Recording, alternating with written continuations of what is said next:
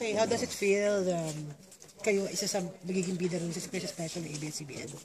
Is their first time na magtatrabaho Yeah. together?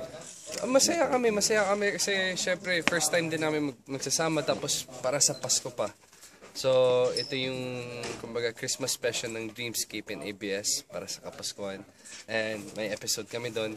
Ang episode namin, Gift of life. The Life of Pi. The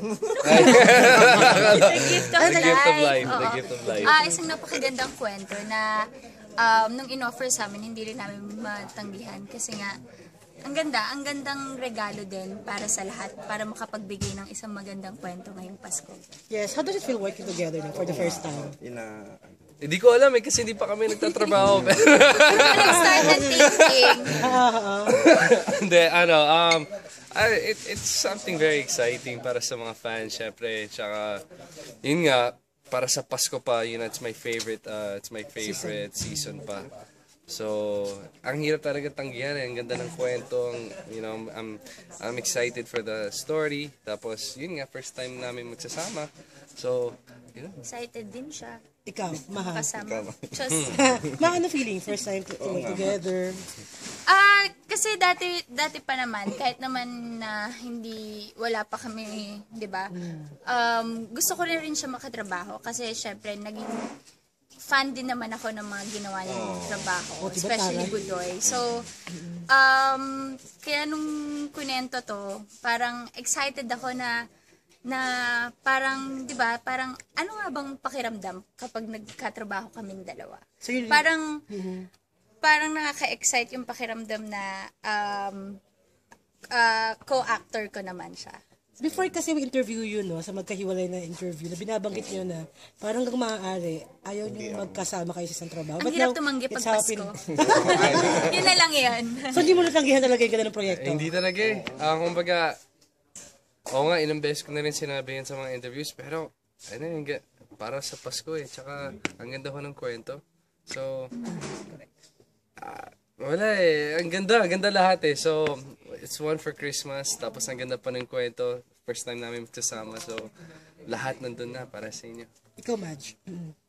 Yun, title pa lang kasi diba, Gift of Life. And para bigyan kami ng management ng isang magandang kwento, ibig sabihin talagang pinagkakatiwala sa amin. So, syempre, masarap sa pakiramdam na parang, di ba, pagkatiwalaan ka ng management at bigyan ka ng isang magandang kwento. And it's for Christmas pa, kaya talagang, bakit hindi, di ba, gawin? So, yun. What if mag-hit yung team up? Pwede ba masundan kung let's say may magandang proyekto? Isang series talaga. Can this be start na pwedeng pagtatambal niyo ulit sa...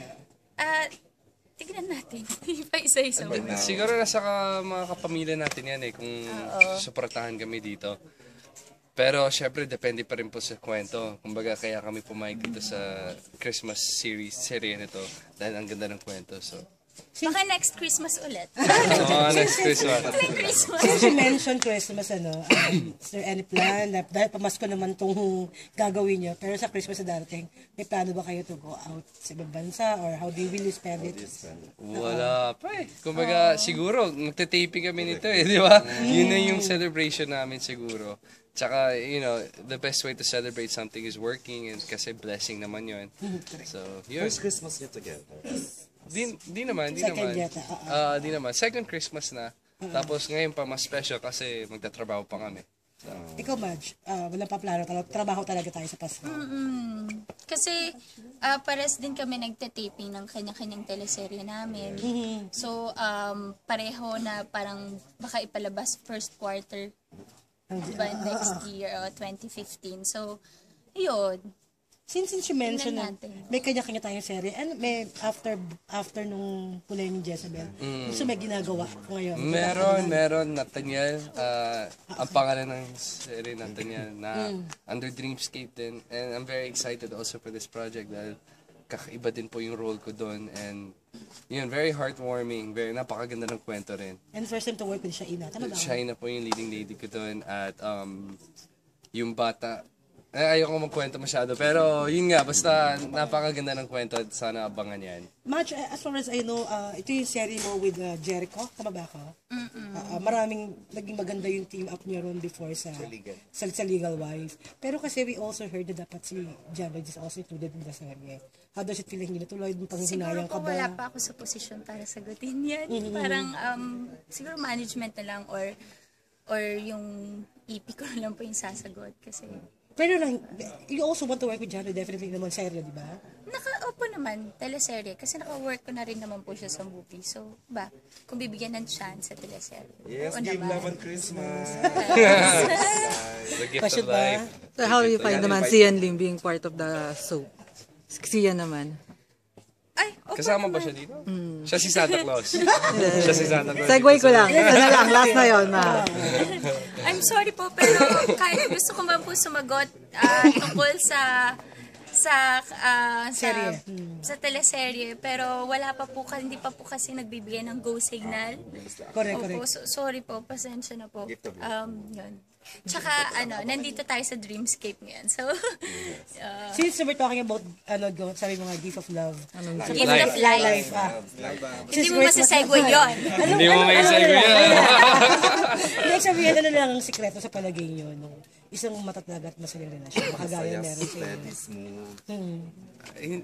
Hindi ko alam day by day kasi. Kumbaga, ayaw rin namin lagyan ng, ano mo yung mga maraming sikreto, mga pressure na gano'n. Basta, i-enjoy na lang namin. Tapos, alam mo yun, just be an inspiration to each other siguro. Yun na yun. Okay. Be a gift of life to each other. Mel's, I'll take it from there. Everyday, isang magandang regalo. Tsaka ang layo mo na. Layo mo na. Layo ka na palayo Oo nga, hirap na hirap na. Okay. Hindi, everyday. Ba yan? Everyday, syempre, maganda naman na, di ba, every time makikita ko siya or pag nagpaparamdam siya, isang magandang regalo yun para sa akin. Parang everyday, parang syempre, nagpapasalamat ako na dumating siya sa buhay ko. Hindi ko na kailangan gumastos sa regalo. Hindi ko na kailangan gumastos sa regalo yun. Okay, maraming salamat. Thank you. Salamat. Thank you.